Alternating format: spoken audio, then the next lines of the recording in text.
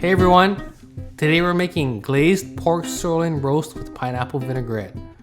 For starters, we're going to go ahead and tie the sirloin roast. And the reason why you want to tie this is so that you can get even cooking. Sometimes the ends or the pieces of the roast are not quite uniform. And by tying it, you're getting the whole roast to be the same relative size so that it cooks evenly. If you're not familiar with tying a roast, it's really easy.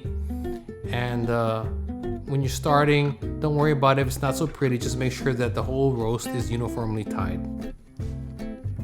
We're gonna hit season. And remember, like I've said before, don't be afraid to season because you know that pork is big, so the outside is only where the salt's going. Now we've got a pan, we've heated up. Get that pan hot, get it to smoke, and then we're gonna go ahead and add the roast. And you really want to take your time to brown the roast on the outside. This browning is really going to add to that flavor of the roast.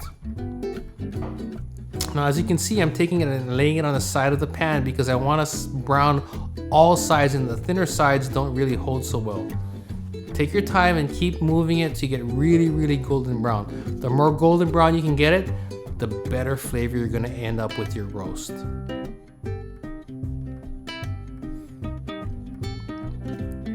Okay, so now that it's browned nicely, we're gonna go ahead and let it sit, and we're gonna go ahead and make the glaze that's gonna make this roast super delicious. So we have a nice big bowl here, and we're going to go ahead and add all the ingredients for the glaze. We're starting off with some pineapple preserves. I like to break it up so that it can accept all the ingredients better. We've got some ginger, got some mustard. I really want to incorporate it. We've got some shoyu. And really break the whole thing up, mix it all well together. And then we have the pineapple juice. Now I'm gonna reserve a little bit on the side. And then the rest of it, I'm gonna use to really glaze this pork roast. I'm taking the roast, I'm gonna put it in the mixing bowl and let it really, really, really glaze. I'm trying to get a really even coating on there. While it's sitting there, one of the things I wanna make sure is the pork roast does not stick to the pan. So I'm gonna take some green onions and then I'm gonna actually cut sections of this. And then I'm gonna take those sections, put it in the bottom of a pan, the roasting pan, to create a bed. Now it's going to keep the pork roast from sticking, but it's also going to imbue flavor into the roast. So we put the roast on top of the green onions, and the leftover glaze, we're going to let it just kind of like coat the roast. At this point, we'll go into the oven at 375 degrees, and then we let it do its thing. I'm shooting for 145 degrees, done this with a meat thermometer. Look at how nicely glazed this is. It looks really, really delicious.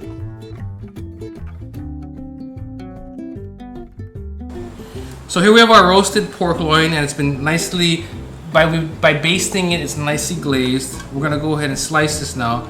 Don't forget that it's tied. Now keep in mind, if you don't wanna tie it, or you don't have the string to tie it, or it's a hassle, that's fine too. I just like to tie it because it helps keep the shape and it helps the roast cook more uniformly. So we're gonna cut that string off. If there was a skill that you thought maybe would be worthwhile learning, I would highly recommend learning how to tie a roast because it really makes a difference in when you cook something, or when you cook a roast. The shape comes out nicer, like I said, cooks more uniformly. And I think you'll be happy with the result. So we're gonna go and slice. And I'm gonna slice thin.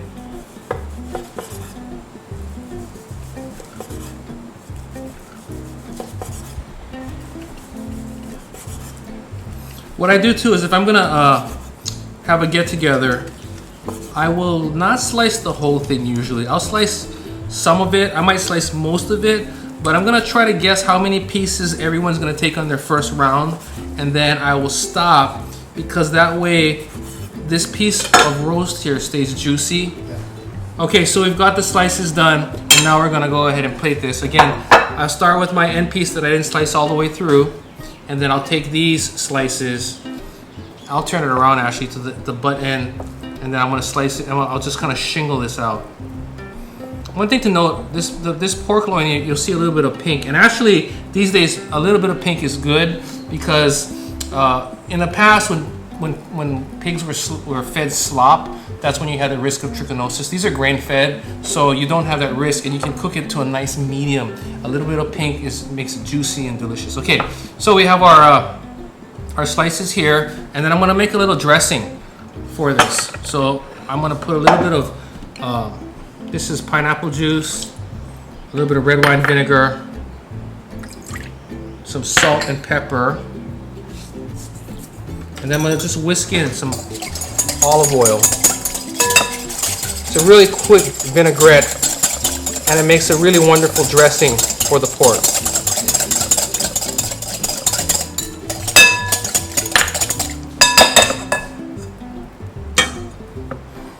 As you can see here, we have our slices. Take some of my dressing. It's gonna brighten up the dish. It's gonna add some color. It's gonna add some mouthfeel. Some acidity really helps bring it out. I'll drop in some parsley here. And if you remember, we put some pineapple preserves in the recipe, so I'm gonna put a little here so people can put some on their plate if they want. And then I thought it'd be fun, because we're in Hawaii, we've got some lihing pineapple as garnish. You can use that if you want, or just some fresh pineapple, but it adds a nice color and vibrancy. So here we have it, our glazed roasted pork loin. And for more recipes like this, visit us at foodland.com.